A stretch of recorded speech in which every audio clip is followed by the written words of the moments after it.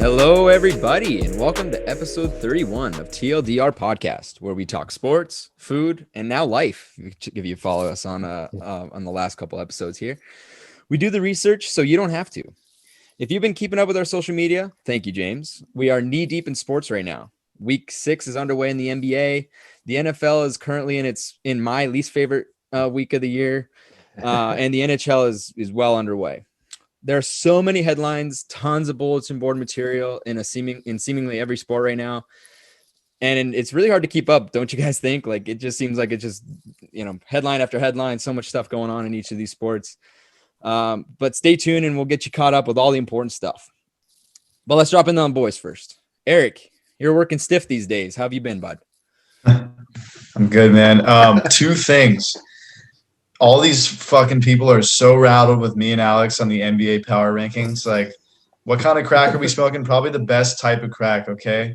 The fucking Jazz, they're in my top 5 now, everybody, okay? Yeah, they won 7 games in a row. Sorry I wasn't paying attention to the fucking Jazz. Second off, I'm doing better in fantasy hockey. I beat Kylie this week. Nice. Oh, yeah. You beat the low bar. Congratulations. Yeah, I picked up a third goalie. I saw Alex had 3 goalies. I'm like, okay, that's actually a pretty smart move, realizing how important these goalies are. Yeah. Picked up Thatcher Demko from the Canucks. So great name. We're looking good. I like that. Yeah, dude, this year with the goalies rotating the way they are, you have to have 3, I think. I think that was a good move. Tyler, our Subway ambassador. Nice shirt, bud. God. Dude, I told you you love Subway, bro. You can't lie anymore. You love Subway. Damn it. You caught me red-handed. Yeah, we got you. But Tyler, how you doing, bud? How are you enjoying the NHL season so far? It's been great so far. The Kings, have been doing pretty well, I think. Even the games that they've lost, Alex and I were texting about the other day, like, we're in pretty much every game. And we're like I said, not coming up on the win column every time, but, we're coming up with points. And I think we're seeing a lot of really good future prospects. And, dude, Anze Kopitar, dude, assist leader so far this year. My boy, he's killing it. So that's always fun to watch. Love it. But also, can we just talk about Tom Brady for a second and just how that dude? I want to hate him so much, but you can't. You have to respect how much of a winner that guy is. Absolutely. Like, it's unbelievable. I think the craziest stat I saw all weekend was, Aaron Rodgers, Drew Brees have been in the NFC for a long time and been amazing quarterbacks in that conference. They each have won conference championship. Tom Brady comes into the NFC for this first year and wins the conference championship and beats both those guys. I mean, hats off to you, Tom Brady, man. Like, good for you. You're killing it. Like, I hate it, but I gotta respect it, man. Good on you. Yeah, no, I totally agree. He did throw 3 picks in the second half, but I'll be honest with you, I thought that at that half he really wasn't really giving a shit. They were just flinging the ball, and he didn't really give a shit. Their defense was playing too strong. I actually think that if the game was a little bit closer, in that second half, early in the second half, I don't think you would have seen as many picks. I think he would have been more dialed in. I think he was just going for goals at that point. But James, my dude, speaking of championship weekend, I don't think it was a disappointment at all. Maybe the second game was a little slow, but hey, the first game was pretty spectacular. What were your thoughts on the games? All I gotta say, man, if you're gonna call a game one way for 58 minutes, call it the same way for the next 2. That's some BS. I'm sorry, like, the game should have ended differently. It should have been a different score going into halftime. But the way the refs called it, it doesn't make sense to me. It's kind of BS in my opinion. Those 3 picks they were talking about, though, those weren't really Tom Brady's fault. They were bouncing off people's hands. Hey, but still good football. It's still good football, yeah. Just to give you a thought though, when you forced 3 turnovers, and I did say that the team that had the least amount of turnovers would win the game, I was dead wrong. The other team, the team that had the most turnovers, won the game.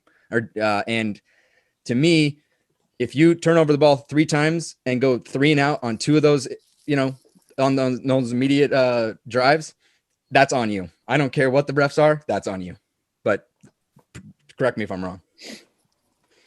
You're wrong. Can I tell you one thing you're wrong about? Yeah. Our boy Athens CU on the Kings. Fucking I think he's got 3 goals, like 4 assists in like 5 games already. Hey. He's doing phenomenal. I love being called out. And finally, Alex, how are you, man? Dude, I'm good. You know, it was a great weekend for fantasy for me. Beat you in hockey, beat James in basketball, undefeated in both leagues. So that's going great. Yeah, the Kings are Goddamn. great. Every single game I watch of the Kings play, they lose, and then the ones that I miss, they win. So in my mind, I Stop can't watching. watch them play ever again, and they'll go undefeated for the rest of the season. Ever again. Ever again. Ever again, they'll never lose another game. But hey, man, the NBA is raising eyebrows. It continues to raise eyebrows. Bad teams are playing well. Players are breaking out, breaking records, and among other crazy stuff that, some COVID stuff we don't need to necessarily dive into unless you're going to dive into. But just like normal, Alex, you're going to take us through the big headlines of the NBA. Take it away, man. Yeah. So as always, I will give you a little update on our fantasy basketball. Yours truly is 5-0. Murdered James this week. James is now 3-2. And then both Tyler and Traden are 2 and 3. Just pitiful. Some other kind of news and notes. The anniversary of Kobe's death is this week. Just thought we'd put that out there. I know we've talked about it before on the podcast, but also the anniversary of him scoring 81 points against the Raptors was last week. Crazy game, just crazy game. But moving into, some Kobe things to talk about. Into, today's NBA.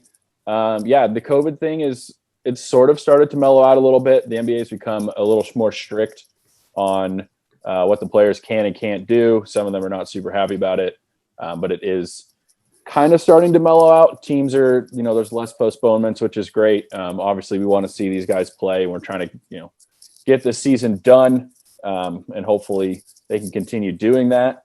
But we got to talk about Steph Curry.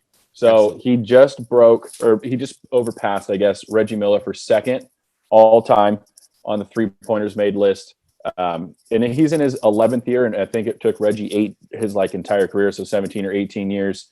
I think we need to talk about how Steph has changed the game. I mean, now you look at guys, Anthony Davis is hucking up a 3. Nikola Jokic is hucking up a 3. You would, 15 years ago, you don't see Shaq anywhere near the 3-point line, and Steph Curry changed that. He might be the most influential basketball player in the last 15 years, more than LeBron, because he's changed the way the game has been played. Now, Trey, I know you're not the biggest basketball fan in the world, but you are a Warriors fan, air quotes. I know this is a podcast, so no one can see me doing that, but YouTube, ladies and gentlemen, YouTube. There you go. Yeah. So talk about Steph. Let me because I, as not the biggest basketball fan, you have to appreciate what he's done for the game for sure. Yeah, man. I mean, I'll just look at the stats. I mean, like you said, Curry caught Reggie Miller in record time. It took Miller, almost 1,400 games to reach his 25-60 3-pointers, while taking Allen, the one who was number one, Ray Allen, 1,000 games to reach his 25-61 himself, and Curry did that in 715 games. I mean, if we're gonna look at those stats, I mean, Curry still has 300 more games to really go the distance, and I think he's gonna set a record that's gonna be very, very hard to catch. With that said, I think that the way he's actually changed the game of basketball is going to put pressure on him in the future, because I think teams are actually looking for those types of players to get the job done. I mean, Steph is not a big guy. He's small. He had question marks coming into the draft. I mean, you guys all heard it. I mean, everyone questioned this guy. He was small. He was not a prototypical point guard, but there's something that Steph did that, he combated his size by stepping back a little, taking that long bomb shot, and would drain it with good efficiency. And as we know, mathematically, even if you're shooting 40% from 3, you're getting more points than someone who's shooting 50% from 2. Inside the line. So mathematically, that's the way you got to. That's makes sense to play basketball like that.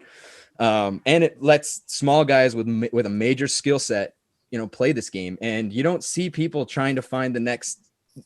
It's hard to find a LeBron. It's hard to find a KD. These guys are freaks. These guys. I mean, Steph Curry is not a freak athletically, but he's probably the best shooter to ever play the game. And that's something that you can teach. That's something that you can practice. That is something that you can find, in your recruiting. And I think that teams have changed their whole game style that way. You're seeing a lot more threes being shot in the game as part of the scheme. Most have been just kind of like part of the, if you shoot a three, yeah, that's just, that's great, but you're mostly hitting that mid-range jumper. That thing's gone now.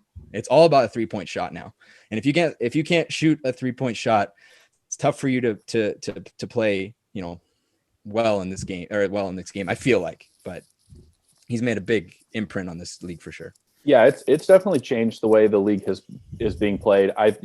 It's something that as the NBA is going through it, we're seeing other sports too, where these Ivy League, Harvard mathematicians, statistical guys are changing the way the game is played. Yeah. Literally all NBA teams do now is shoot a bunch of threes and try to dunk, because the dunks are the most easily made. And then the threes get you the most points. It's just about how it works.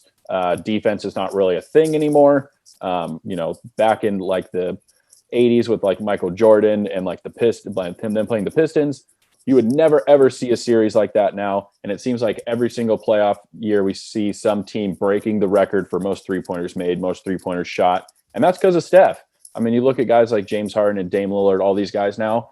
I mean, they're shooting from the logo. I mean, hell, LeBron shoots from the logo now. And, his skill set has never been a great shooter.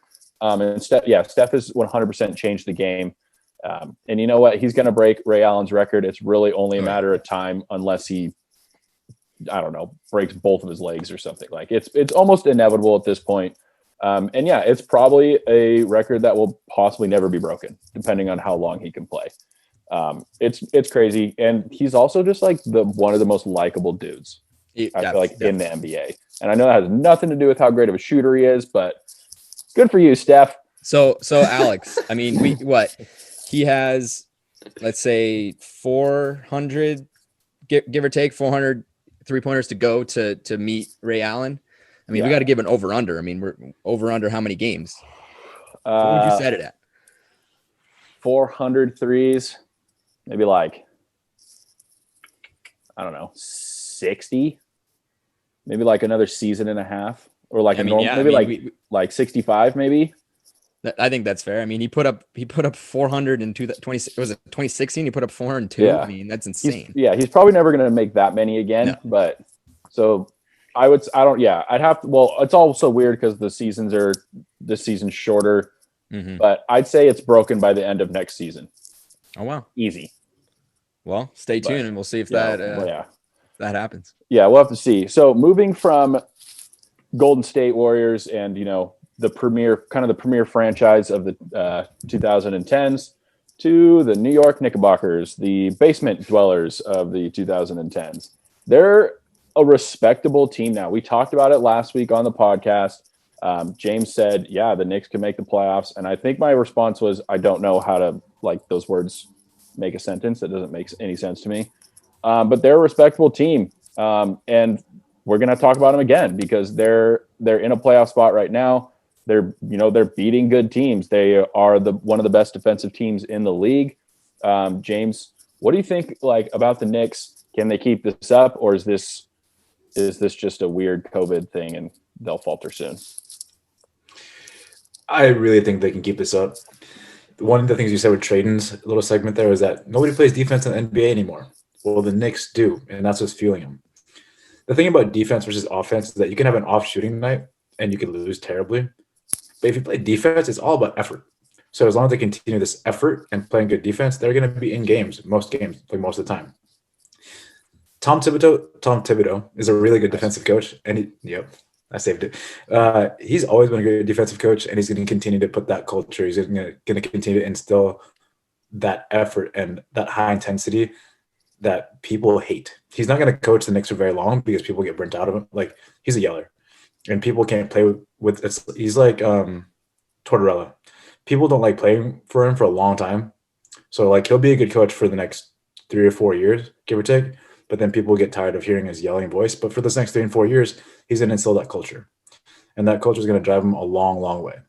They're going to continue to, lose to bad teams. They continue losing to bad teams and beating good ones.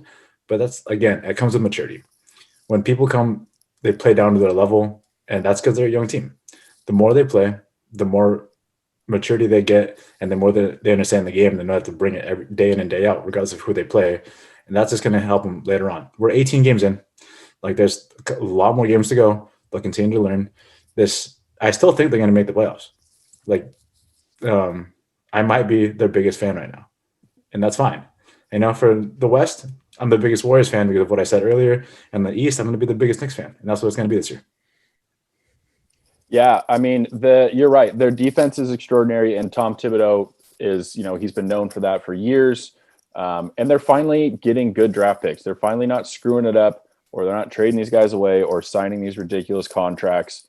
And the East is down. There's teams that at the beginning of the season I thought for sure were locks, and like the Toronto Raptors and the Miami Heat are not looking great.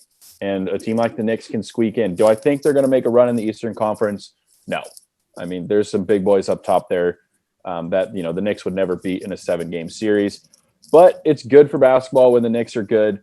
I think Spike Lee's probably still a bigger fan of the Knicks than you are, James. But just a tiny bit, though. Just a little bit. But you're right. You're right there. You're right there. For sure. Moving to another borough of New York, Eric. You talked about these little hoodlums or whatever. I don't know. These little children on Instagram getting mad at us about our power rankings. I feel like it's a lot about where where the Nets are.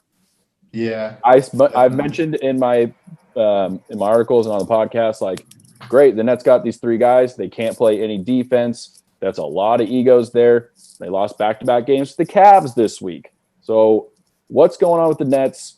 Are they really as hyped up as they should be, or are they still kind of figuring it out? Yeah, those people definitely got mad at us, and I had the Nets number 1 every single power ranking until this week, everybody. So check it out. I think I have them number 8 now or something. Wow. But maybe 6. Either way, 6 to 8 range. Yeah. Okay. Now you guys are fucking rattled up. Dude, they're gonna be fine. They beat Miami tonight by 15. However, there was no Jimmy Butler. But still, they kind of look like the Clippers of last year. They're working through the kinks. They just got Harden. He's a big piece. You're kind of right. They got to work on their defense. They got to figure out. It's weird. Tonight I was watching them. They were passing the ball actually way too much, which is pretty surprising. I think when it comes to playoff time, which they will make playoffs, let's not get too crazy here. They're going to have to decide who shoots the final shot. I think it should be Durant. Or Kyrie. I feel like those 2 guys have made clutch shots before in the playoffs. You're not going to be too mad if Harden has to take it, but it's going to help to have those 3 guys out there come the final play of games. And I think it's going to be a battle either versus the Celtics or the Bucks in the Eastern Finals this year. One of those 2 teams will play the Nets, and that's going to be their true test. Can they make it to the finals? They got to work out the kinks now, though. Losing to Cleveland back-to-back isn't a good look, but I think they're going to be okay. Yeah, that's a good point about – I would also pick KD to take the last shot. He's the best scorer out of the 3 of them. He's unguardable. And something I literally thought about as you were talking is this is the first time James Harden has been to the playoffs, not as either a young, 21, 22-year-old in that Thunder team back when KD and Westbrook and the 3 of them were together, or where he's had to be the man in Houston and for Mike D'Antoni, who, as we all know, I fucking hate that guy. So that's not going to work. It will. Yeah, they have some growing pains. I'm just a little worried because it's a short season. They might not have enough time to get it all figured out. And when they play some of these elite offensive and defensive teams like the Bucks or the Celtics, I don't know if they have enough defense. If they shoot them out of the building, great. But if you have a couple cold games, you lose a close one. I don't know. We'll have to see what happens. There's that D'Antoni is an assistant on the Nets now. Yeah, of course he is. Yeah, of course he is. This is going to make you like him that much more. I know, right? What's up, James? Do you guys hear about JaVale McGee? And the Nets are trying to pursue him big time. They're going to get JaVale McGee. They're giving everything to get him. What do you guys think about that? And would he fit in that scheme with that team? They need another big. because they traded away their Jared Allen, and they're To like the signing Cavs. guys. Yeah, to the Cavs. So they're trying to take Now they want JaVale Jalen McGee from the Cavs. from the Cavs. I mean, they're going to need another big to. I mean, none of those guys can guard Giannis or AD or something. They're going to need somebody. I mean, if I was JaVale, like, you got a much better shot at winning another ring, which I think would be his fourth because he won 2 with the Warriors and then one with the Lakers last year with the Nets than he would with the Cavs. Who do you think they're going to give up for that, though? I don't know how much they have left to give up. They will be. I mean, he's realistically, JaVale McGee is a fringe starting center, backup center. He's not like, he's athletic as shit and a good defender, but he's not going to sway the team. You know, I think it's going to come down to those big 3, but we'll have to see. That'll be interesting though. JaVale McGee is also a character. That dude is so weird. He's on Shaqtin' a Fool so often back in the day. Yeah, for real. Try to dunk from the free throw line. Like, what are you doing? All right, and then last kind of segment on the NBA for this week. We've talked about it and how deep the Western Conference is. James Harden getting traded out of it definitely kind of upsets it. But I mean, Tyler, there's at least 10. You could possibly say 11 teams that realistically have a shot at making the postseason. I mean, some of them are locks. The 2 LA teams, Utah's looking really good. Portland and Denver. But what are you thinking about, like, how competitive the Western Conference is? Do you see any of these teams like really heating up that you're like, oh shit, look at these guys kind of coming? What do you think about the West? Yeah, the West in the last few years, it's been this way where it's just so tightly packed, and there's always going to be 1 or 2 teams that are on the outside looking in at the end of the season, and it's shaping up to look the same way this year. Obviously, as you mentioned, those top 2 LA teams and Utah are killing it right now. Utah got off to a little bit of a slow start, but since then they've been on fire. Same with Denver. They got off to a pretty slow start, and last week or so played a lot better, kind of how we've expected them. But yeah, that kind of second half of those standings is just like, it's anyone's game. And there's going to be a couple teams, you know, at the end of the season that's probably going to lose it by a game, maybe 2 games. It's going to be real close and fun to watch. I would say for me, I think the most surprising team that's competitive is the Spurs. I feel like the last few years they haven't really been that competitive, and they've looked pretty good this year. So I think that could be a team that will surprise some people. The Phoenix Suns, I gave them a lot of props. Since that's happened, they've really shit the bed. So that was a TLDR dump. Yeah, that's what you do. You either get teams to rise, or you get them to just take a fat shit. Yeah, so it was a fat shit there by the Suns. So they have not looked good. Yeah. Fuck the fucking Eagles. God damn it. But yeah, I mean, I think the West is always super fun to watch and super competitive. So it'll be interesting. But I mean, for me, obviously, the 2 LA teams in Utah look like the top dogs. I mean, Utah might sneak in there as a 1 or 2 seed. Who knows? Yeah, I mean, Donovan Mitchell's been playing out of his mind. The Jazz have won 8 in a row. The Clippers have won 7 in a row. The Spurs came into LA and beat the Lakers and the Clippers, which is hard to do. Those are. I mean, you got Pop, dude. If you have Pop, if you've got Greg Popovich, you're always in it. I would agree with you though. The Spurs are a surprise team. I mean, the Warriors, the Mavericks are right there. I'd say the most disappointing team is probably the Pelicans. They're 5-10. They need to turn it around real quick. They've got enough talent. They should be much better. You really fucked the Suns over. So yeah, my bad. That's Tyler's fault. Phoenix. Yeah. Sorry. They got some time to figure it out, but yeah, after their hard. What am I trying to say? After their fast start, they're kind of falling hard. So we'll have to see what happens. Hard start. Yeah, hard start, baby. Hard start. They're falling fast. Yeah, they're falling fast after their hard start. But that's what I got for the NBA this week. Let's hope that the COVID doesn't get his little greasy fingers back in there, and we can play some more games. It will. I love it. Greasy in and out Your fingers, bro. optimism. Wow. Let's Thanks, hope coach. not. Let's hope it Positively, negatively. Real fast though, like for the Clippers, they just won 7 in a row. But I just heard it was just on like ESPN or Twitter or something that Paul George and Kawhi, they're both going to be out for a couple games, at least one, at least. That's gonna be tough. 2 stars. That streak might end. Will be. It's going to be tough. They play Atlanta Hawks tomorrow night, and they don't have either of those guys. And yeah, so it's going to be tough. It's gonna be some other guys that need to step up. We'll see what happens. They got Brooklyn Nets like a week from today, or maybe it's like next Tuesday. That'll be an interesting one. Definitely. Must see Hey, TV. Hey, Yeah. during this COVID period, it's next man up. It's if you're ready to play, you Very true. gotta play. I mean, there's a lot of injuries, a lot of people going out. So The NHL calls it the taxi squad, right? yep, they have a taxi squad, next man up. But hey, thank you, Alex. Always good to hear the going ons in the NBA.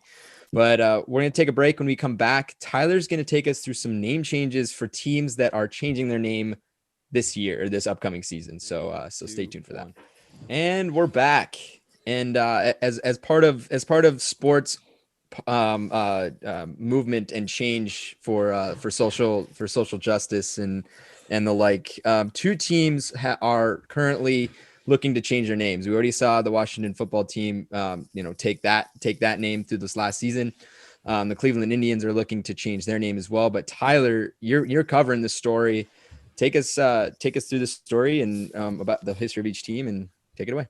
Yeah, as you mentioned, 2020 is a year of a lot of different changes going on, and that goes to sports as well. And a big one is with social justice, a lot of conversation about discrimination among a lot of different groups of people, and Native Americans are part of those people. And there's a couple of team names in sports that for a long time have been controversial. So the first one we're going to talk about is the Washington football team, as they're known now, formerly known as the Washington Redskins. So real quick, I want to run through kind of just a timeline of their whole history. So in 1933, they changed their name from they were originally in Boston, so the Boston Braves to the Boston Redskins. They moved to Washington in 1937. And it wasn't until 1992 that the first petition against their name was held. It was held with the U.S. government for 17 years until it was ultimately denied. In 2006, a second petition was held, and that also failed. In 2013, the team owner, Daniel Snyder, said that the name will never change under his watch. And then currently in 2020, with all the civil protests going on about conversations about discrimination, the Redskins name once again was in the spotlight. On July 1st of 2020, investors worth over $620 billion sent letters to top sponsors of the Redskins, FedEx, Nike, and Pepsi, to pull their sponsorship from the team.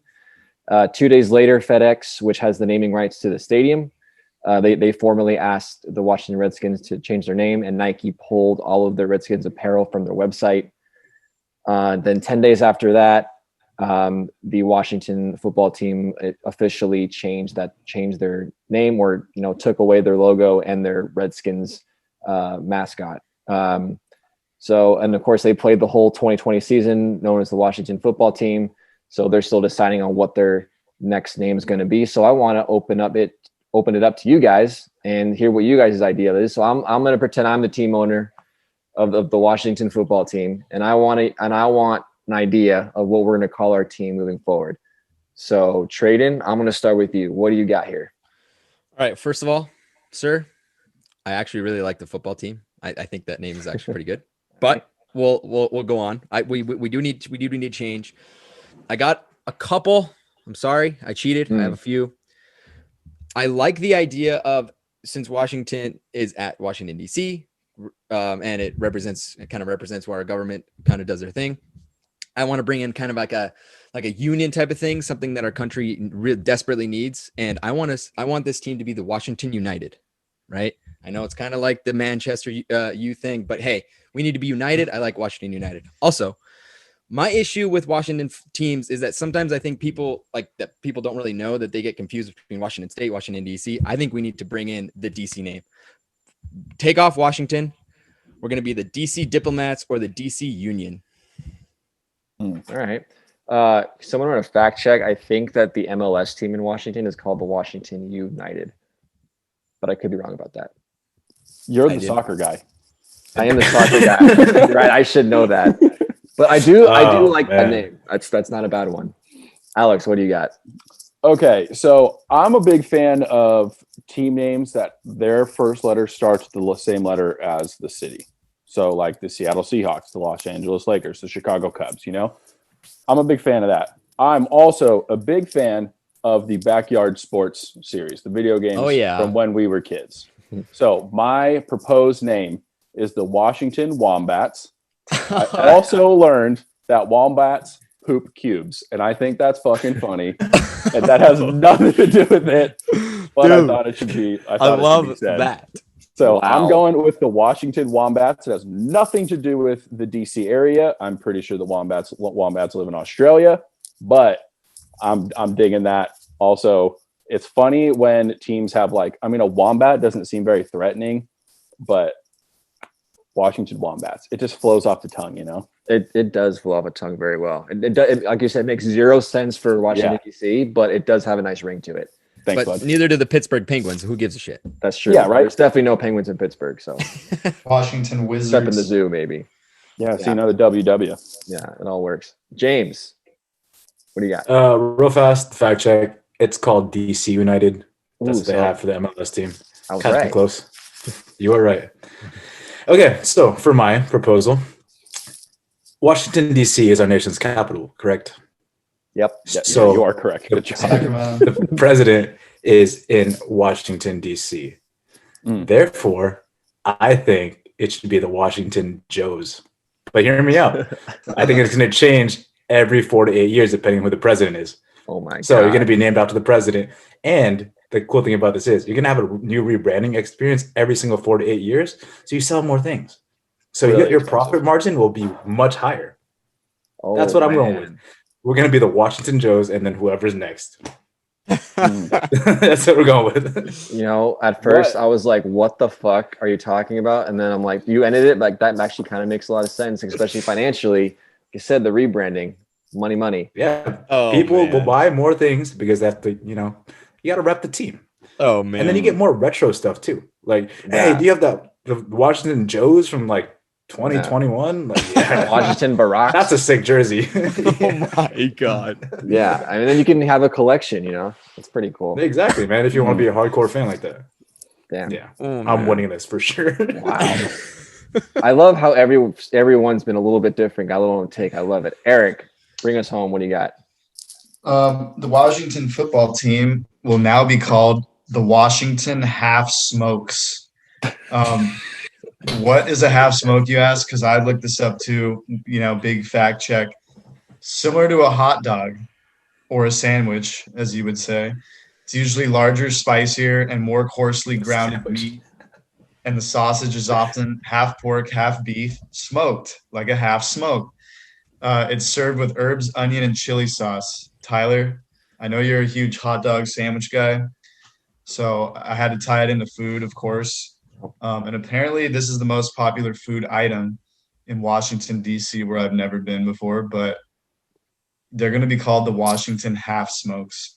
Smokes. And it's kind of going off what Alex said. Like, people are going to be like, what the fuck is a half smoke? What is that? And then this team's just going to dominate you. You're All going right. to learn what a half smoke is after that. So what's your idea of what the logo is going to look like? It's going to be Just like, a giant wiener on the top of the helmet? it's going to be like a giant hot dog sandwich with coarsely ground meat, often half pork, half beef. Smoked. Oh my god.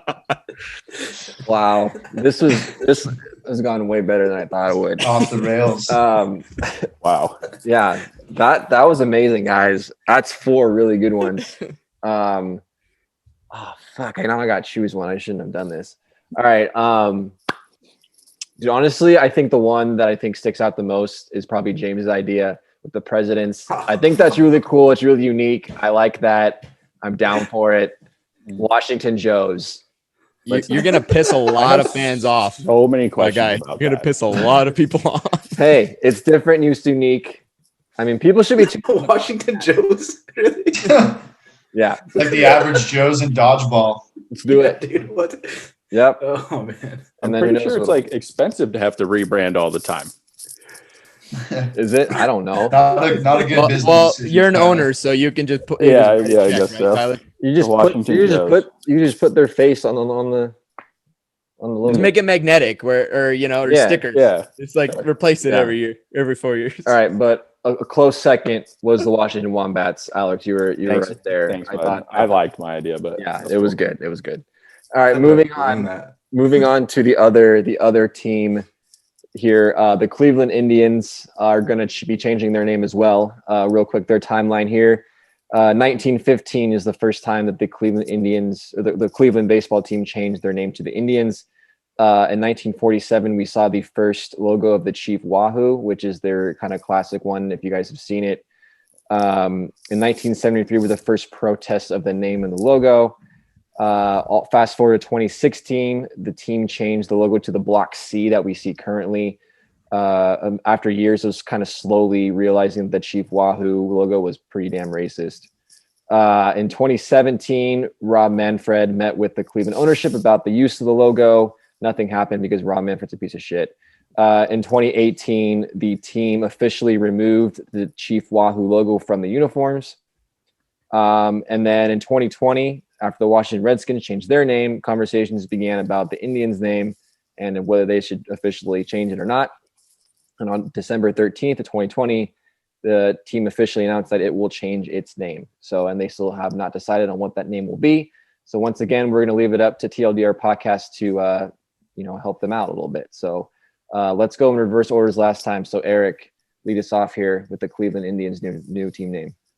Yeah, I'm going to keep it short and sweet. The Rock and Roll Hall of Fame resides in Cleveland, and therefore this baseball team should be represented accordingly. Google told me the most famous, well-known rock and roll artist ever is Elvis, so they will be called the Cleveland Elvis People. Wow. I was going to say Elvis Men, but we're open to men and women here, so it's like they're going to be the Elvis People. The Elvis And people. Elvis is the most famous rock and roll artist. So there's a fact check for you, Tyler. Wow. I'm pretty sure. Great pitch. Tyler, I don't know what's better, his answer or speechless. your response. Wow. I'm pretty sure the plural of Elvis is Elvi. Oh yeah. Well, but then you're confusing. Then you're confusing it with elves. Yeah. Yeah. Oh, no. Then you're talking about elves now, and we're talking about Elvis. Well, I don't. You're the one that brought Elvis up, so I'm just trying to help you out. We'll get and take. All right, James, what do you got? Okay, that was a great one. I'm gonna vote for that one, Eric. Just so you know. Okay, so I don't know if mine is gonna go against the grain when it comes to being socially correct, but there's a minor league team in baseball in San Antonio. They're called the Flying Chanclas, and I think it should be the Cleveland Chanclas. That'd be a great name.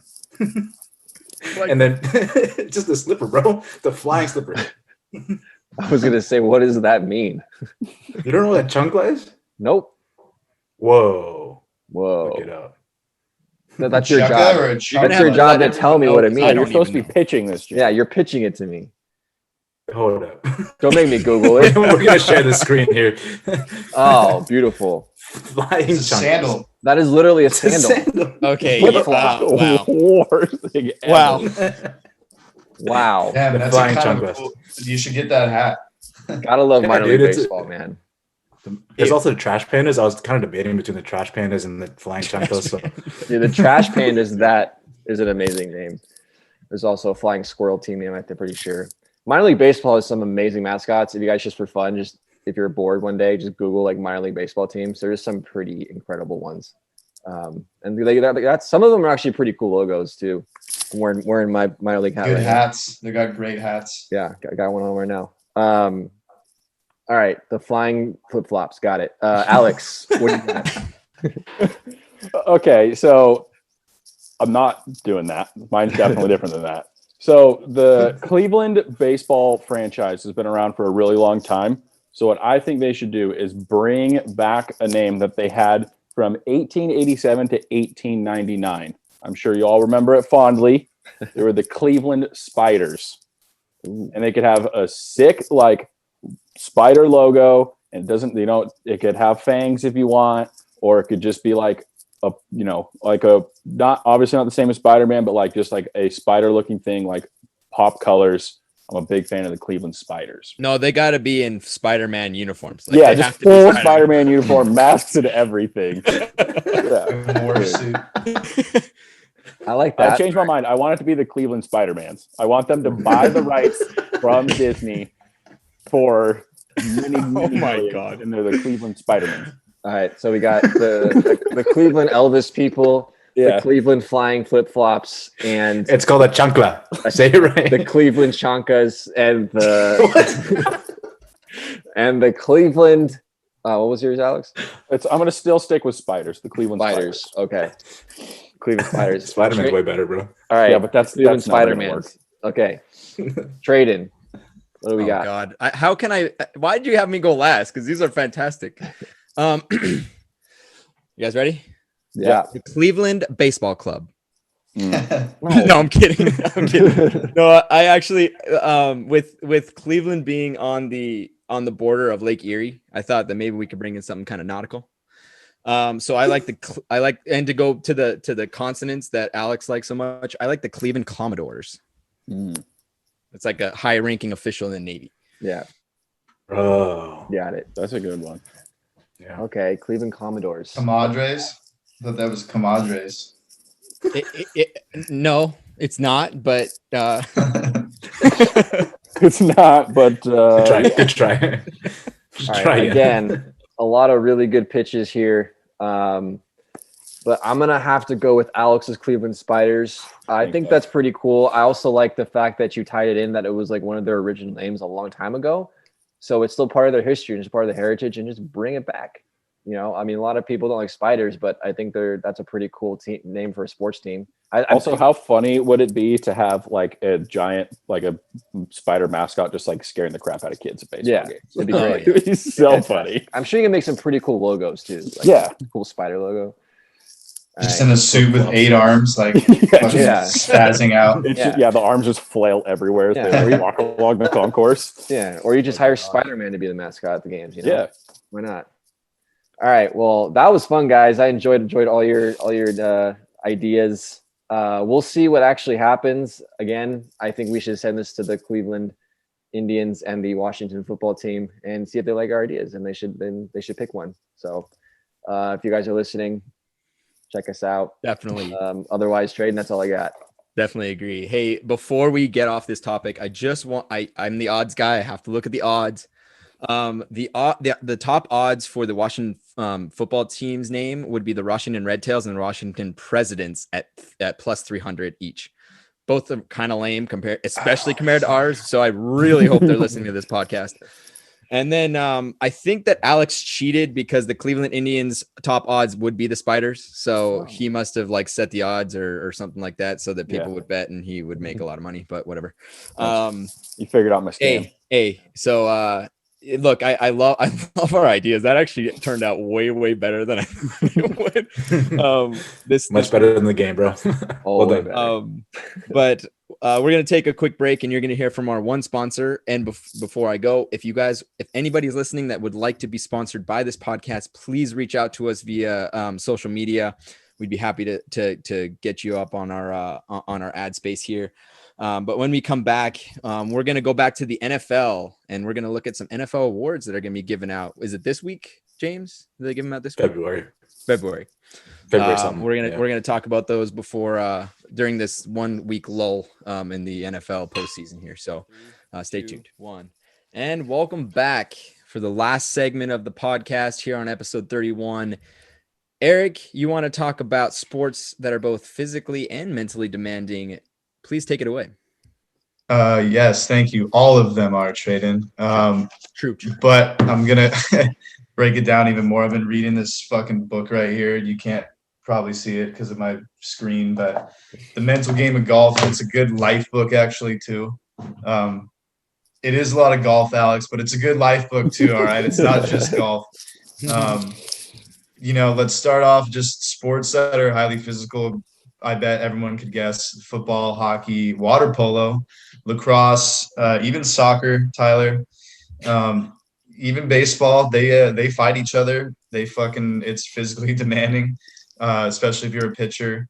Basketball, cheerleading, surprising. It is a sport and it is physical. Rugby, of course, UFC is pretty physical. Mental sports, I kind of only got 4. I got golf, baseball, basketball, and UFC. You could say a little bit of hockey if you're talking goalies, but mental becomes more of a narrow subject. But I kind of want to just go around and ask you guys, James, which do you think is the highest mental sport of them all? Thank you for giving it to me first, because I'm going to have the answer that everybody else has, and that's golf. The fact of the matter is, you do an action, and then you think about that action for the next 10 minutes, and you just sit with it.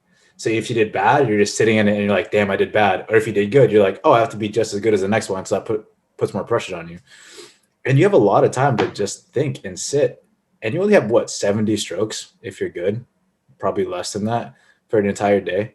And the fact of the matter is, you play the same course multiple times, 3 or 4 times, three times, 4 times, 4 times. You play the same course 4 times if you're good. And so then you just start comparing. You compare what you did the day before and the day before and the day before. And it's like, if you don't do as well, you go mentally downhill.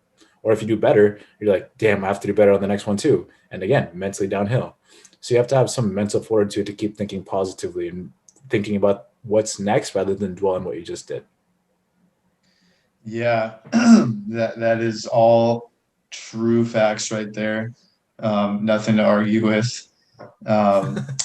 Traden, tell me what you think the most mental sport would be. Yeah, I mean, I have to go with James's pick, and there's something that my uncle not too long ago said to me about the game of golf, and that if you want to know the true personality or the true nature of a person or of a man, he said man, but you can say woman too, bring him onto a golf course and play around a golf with them, because of the way that the game pits you against yourself. I mean, you're not playing against anyone else but yourself. At the end of the day, yeah, you're playing for the lowest score, but you easily can beat yourself in any round of golf. And I've been there many, many, many times, where you end in this downhill spiral, and then you start to act out, and then emotions start to get involved. And the thing is, unlike other sports where you can take a shift, take a breather, and say, okay, I have a chance here, you don't have any other factors to blame it on. You're the only one who can make that shot. You're the only one who can dig yourself out of that hole and put the ball in the hole. So it's got to be the most mentally intense game there is, because there's just not really much physical attributes. I mean, there is if you're Deschambault, but it's way less physically demanding than other sports, which 4 to 5 hours of walking around hitting a ball, that's hard to stay concentrated as well. So yeah, definitely the one for me. Lots of decision making and probably lots of time. I mean, you got time in between your shots, but you can be down on yourself, like James was saying. Alex, let's change up the golf talk. Hopefully you didn't pick golf to be the most mental. So what would you say the most mental sport? I picked golf because so you stand up but I have different reasonings. So you stand up on that first tee box and you're thinking, fuck, why am I playing golf? What did I do to get myself to this point in my life? No, so I didn't actually not pick golf. Fuck golf. I did not pick golf. I picked tennis. It's very similar in golf as, if you're playing singles, it's just the one person. You're out there for 5 hours. If it's a men's and you got to win 3 out of 5. If you're playing in Australia or, one of these opens, it's super fucking hot. And then all the eyes are on you, and you see these tennis players, they'll smack the ball up into the stands. They'll smash their rackets. I mean, just like golfers will, smash their clubs over their knees or toss them into the pond or whatever. I wanted to pick something different. Tennis is incredibly challenging, and mentally it can exhaust you. So I picked tennis because I knew you guys were all going to pick golf, so I had to do something different. Yeah, damn, completely left tennis out. I feel like a jackass. Yeah, tennis is hard as fuck, and you're right. Like, I don't even understand the scores, but I just know like the matches last like hours long, and it's just like you versus this one other dude or a woman, right, Traden? But that's another really tough mental sport. Didn't even think about it. Physical as well. Fucking hard ass sport. Tyler, last but not least, I'm guessing you picked golf, or did you pick baseball? I actually didn't pick golf because I knew everyone else was going to pick golf. So I wanted to go something a little different.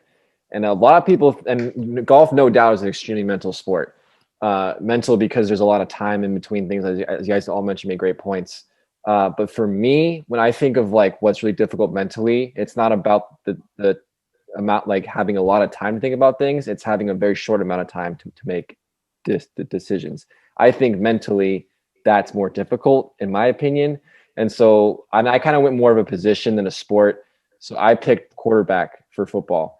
I think it's probably one of the sports you have to prepare the most for as a player. And then in the moment, making those decisions, knowing where to throw the ball, knowing how to call play, how to call an audible, to make a throw depending on who's open under pressure is an extremely difficult mental sport position to play. So I have a ton of respect for quarterbacks and people that can play that position. So it's kind of a little bit on the flip side, mentally making quick, smart decisions instead of, trying to keep yourself in an even keel, which golf is that's very difficult too. But it's such you have to make such quick decisions under a lot of pressure. That is super mentally tough. So for me, I'm going to go with quarterbacks for football. That's very good. Nice. Yeah. My answer, of course, was golf. I'm not, you guys all covered everything. Just if you're fucked in the head that day, like no matter how much practice you have and all the reps you've gotten, like nothing is going to work if you're just not thinking right that day. You got to be crystal clear. That's only happened to me once when we were playing Chino Hills. I was with Traden. Traden was playing the same way. I don't know. We were both like in a zen. We weren't saying a word to each other. But yeah, positions most mental. Any golfer, any tennis player, fucking a football quarterback. I think a football kicker is probably the most mental. Good one too. Football position. I mean, fuck, so is quarterback, but kicker is like, it's like that everyone says you got one job, and if you fucking hit the post 3 times in the playoffs like the Bears kicker did a couple years ago, then it could really fuck with your head. Hockey goalies, baseball pitchers, I mean, 2 other extremely mental positions. Baseball pitchers seems to me to be like one of the gnarliest mental positions. When there is a crowd, that's a factor, but you got a lot of factors into it. Let's get into the most physical sport. Tyler, you were last, so you go first. All right, so I'm gonna go with my sport here. I'm gonna go with baseball, specifically hitters in baseball. So people that aren't pitching, obviously. And for a reason why I think physical, it's not physical in a way a lot of people think, but I think one of the most difficult things to do in any sport is hit a baseball at a major league level. The perfect example is that a great hitter will succeed only 30% of the time. And that is considered really, really, really good. That is how difficult it is. And in other sports, success, I think percentage wise, is a lot higher. So you have fractions of a second to decide whether it's a ball or a strike and what kind of pitch it's going, what it's going to be. And then you have to deliver the perfect swing to make good contact in order to get a hit. And I think that level of skill is far and beyond, I think, a lot of other positions and skills in sports. There's a reason why batting practice takes so long, is because it just takes a lot of hours and a lot of time to hone that skill and to be very, very good at it. And a lot of players in professional baseball make it look very easy. It is not easy to do. It's one thing to even make contact with the ball, but to make the contact that they're making and to hit the ball as far as they're doing it against these guys that are throwing 95 plus miles an hour with movement, and then coming at you with the next pitch that, is 75 miles an hour and drops, 6 inches, is It's unbelievable. Like the fact that they can even make contact 30% of the time is crazy to me. So to me, I think the most toughest physical sport is baseball in the sense of how difficult the skill is. Obviously, I didn't really account for, physical attributes, athletically with that one, but skill wise, like that has got to be the toughest thing to do in sports. Yeah, it's definitely sounds really tough. I feel like you just said a lot of mental things though, but it is It's definitely mental too, but the ability to hit a ball well is extremely difficult. Yeah, definitely a tough thing. Harder than your average batting cage. Yeah. Alex, what sport do you got to be the most physical? Yeah, so I was going to pick baseball, but as based off of that, they have the longest schedule and the least amount of off days. I mean, they play 162 games and they have about 20 off days in between there. So I was going to pick that. And then I started thinking about it and I changed my mind and I'm going way off here. I'm going to go with the triathlete, especially those guys that run like those Ironman ones. They're running a marathon, they're biking, it's like 100 miles or something. And then they got to swim a long ass way. So you have, if you're an ultra competitor in one of those, I mean, you have to be elite at 3 separate sporting events that are totally different from each other. And I wasn't even thinking about this until we started talking about it and I came up with this thought process. But I mean, it's incredible what these triathletes have to go through, especially if they're like out in the ocean, if that's where they're swimming. And then, the bike ride is a long ass way, sometimes it goes into over a day. It's crazy what these guys do. So I'm actually going to go with the triathlete. Yeah, I don't know if I could ever do that sport, mentally or physically. I feel like James would do that shit maybe. I can't swim, dude. So yeah, there's that. We'd modify it for you. We just have like drinking instead of the swimming part or something. Liquid, dude. It's all the same. Yeah, Traden, what's your most physical? Yeah, sport? I like the way Tyler was talking about his, and I'm gonna be a little, I guess, not rude, but I'm just gonna say that to ice skate alone, the amount of percentage of people who can decently ice skate, who would even be able to ice skate at a high level, is extremely low. So that alone is a very physical and athletic thing that someone is able to do. But that's not what my sport is. It's gotta be football. I mean, it's gotta be football. I mean, these guys are, doing like 2 a days. They only play once a week. And yes, they're only 7 second spurts per play, 4 to 7 seconds per play, but they are going 100% running. Brick walls are running into each other. I mean, that's really what it comes down to. It's I mean, to play on the line of a football team on either side is just so physically demanding to be good at it and to be like, it boggles my mind.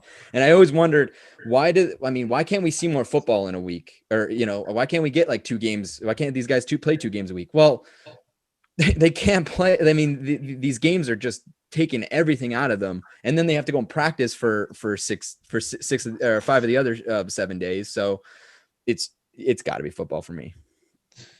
Yeah, definitely the most concussions in football. So you got to throw that into physical. You could call that mental too. Fuck. Just you're bashing your body every damn play. James, I think I have an idea what you picked, but what would you say the most physical sport I think is? you're wrong. What do you think I was going to pick? Maybe golf, maybe football. Golf. Wrong. I was going really bare bones here. I went MMA or UFC. Ooh, I watched the Conor fight this weekend, so that really inspired me. Jesus. But the name of the game is literally physicality. Like, it's like you're gonna punch and you're gonna hurt. The goal is to knock him out or to miss him or get as many punches or significant strikes as he possibly can. That's as physical as it gets. I mean, there's the one thing you can't really do is hit him in the back of the head or kick him in the balls. Everything else is fair game. Like, you can use your elbow and smash in their eye. I've seen it happen. Like, Conor McGregor broke his leg this weekend, and he broke his leg in the first round and fought. He continued to fight. A couple weeks ago, there was some other guy. I think it was Greg Hardy, who is an ex-football player, but he broke his ankle and was limping around and still trying to win, and he was still throwing punches. He lost, but the fact of the matter is, like, these guys train for months and years just for 15 minutes. Like, they want 15 minutes to see what they can do, and half the time they're gassed by the second round. So 10 minutes in, they've given it their all. Their bodies are breaking down, and they're still out there doing their thing. So I think that pretty much takes the cake with most physical. Yeah, probably any sport where you're allowed to kick somebody in the head is probably the most physical. I like how McGregor too in the end. They're like, "Are we gonna see you back this year?" He's like, "Me calf went out on me." It's like the first thing he said. Dude, his leg was still broken. Damn, I didn't know he broke his leg. Tyler, you got something to add? Yeah, so when I was kind of picking these, I was thinking we were doing like the 4 major sports is kind of what my mind. But I like that we're expanding it to other sports. So for physical, I want to throw out the biathlon. And I don't know if you guys have watched this. It's a winter sport in the Olympics. Yeah, that is unbelievable. Cross country skiing and rifle shooting, essentially. So you're basically have to cross country ski miles and miles and miles, and then you have to get on your ass and you have to shoot a target. I don't know how far away.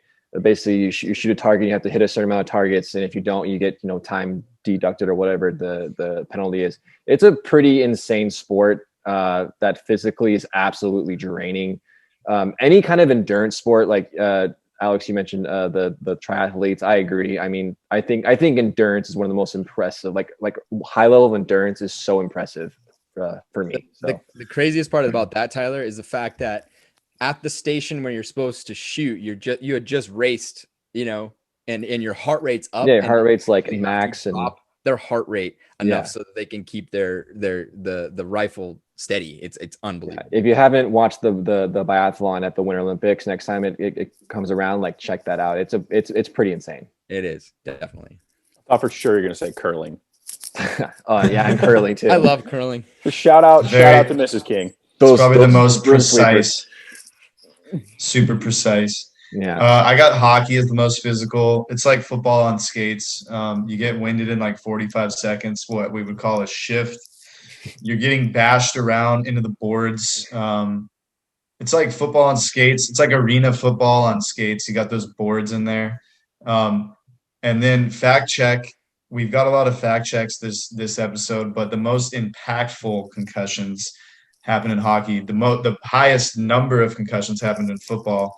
The most impactful is hockey. Like, you see Marc-Andre Fleury, I think he was out like 2 months with a concussion. A lot of the concussions you see Sidney Crosby, like, they're really long-term injuries. They get pretty serious. We're going to end it off around the horn. I'm going to start this time. The best mental athlete, you probably figured I'd say this guy, Tiger Woods. Alex, who's your best mental athlete? Best mental athlete? Oh, wow. Gonna have to go Tom Brady. Yeah, Tom Brady. Yeah. Wouldn't argue. Tyler. Yeah, I was gonna say Tom Brady too. I quarterbacks as my mental one. I think Tom Brady is that he's just so calm, cool, collected, and makes it look so easy. Also going to go shout out to our boy Kobe Bryant. I think that dude's mental toughness in his career was absolutely insane. So I'll go with him. Yeah. Too. James. Bryson DeChambeau. Oh God, that dude has so much pressure on him. Yeah, that guy's a fucking mental nuthead. Exactly. But the fact of the matter, he still goes out there and competes. He can quit. He can easily be like, yo, this is way too much for me because everybody's putting this much pressure on me. But he goes out there and competes, and he actually won a golf thing. So yeah, there's that. That's true. I don't know that. Yeah, that's our boy. We always get back to him. Traden, who you got? To be fair, I think he brings it on himself, a lot of the pressure. But I'm gonna say Muhammad Ali. Just gonna leave it at that. Nice. Okay. We're gonna go best physical athlete and start with Traden this time. Physical? Oh gosh. That's a tough one. You want me to come back to you? Yeah, I was not ready for that. James, the best physical athlete. Donald, dude. Aaron Donald. The guy's a monster. As a defensive lineman, to be as shredded as he is and to be as impactful as he is at his weight and as fast as he runs, he is the most dominant defensive player this century. I'm going to say he's been the most dominant defensive player this century. Scary guy. Tyler. I think it's just pure athleticism. I think Yasiel Puig, when he was, had his few good years, I mean, just an incredible athlete. The size and the power and the speed of that guy was so fun to watch. He was electric. Yeah, that guy was crazy. The chance. Alex, who you got? LeBron James. Yeah. Year 18. He's 36 years old. He is still playing at MVP level. He's 6'8", 2 whatever he is. He's still one of the fastest players in the NBA. That dude is an absolute freak. Yeah. He was actually like the first person that came to my mind, but I'm like, I can't say him. Somebody else would probably say him. So thankfully you said him. Traden, did you make up your mind? Luckily, I found like 2 because Alex just took mine. But Alex, this is for you, man. Roger Federer. I mean, Dude. that guy's old, and that guy's a damn good tennis player. Yeah. He's the best tennis player ever. Like, I mean, easy. Yeah. That's a good one.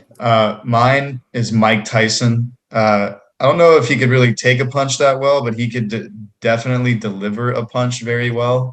He did that a lot in his career, and I would think that would be pretty physical. Wouldn't want to take that. But that's all I got. I mean, maybe some facts that people already knew, but maybe some facts you didn't know. So you always got to learn, especially when you listen to TLDR podcast, right, Traden? Yes, sir. Hey, thank you, Alex. Thank you, Eric. That was a fantastic. That was a fantastic one. I think we got some good discussion there. Look, that wraps up the podcast. I think it was a great one. I mean, I really appreciate everyone listening. We always appreciate the comments, the engagement on social media. James is just absolutely killing it with the social media, dude. You are just a wizard at that. It really blows my mind, to be honest with you. Best mental athlete, best mental guy in this podcast. He just can, like, are creative. At least he's so creative with it. Thank you so much, James, with that. But continue to engage with us on social media. We're starting to see put some YouTube videos up as well from our TikTok, right, James? Is it TikTok? Yeah. We've seen a lot of views, but no, we're not getting comments. So please comment. Let us know that we're stupid. I love to see that Eric gets shit on. I love to see Alex get shit on. Don't shit on me, but you can shit on anyone else. I love it. No, all jokes aside, thank you for tuning in, and we look forward to giving you guys one. Check out our power rankings. I got the Jazz. I got the Sixers. Whoever else you guys want me to fucking put, I'll put them. Yes. It'll be out tomorrow. Check it out. Have a great week, everybody.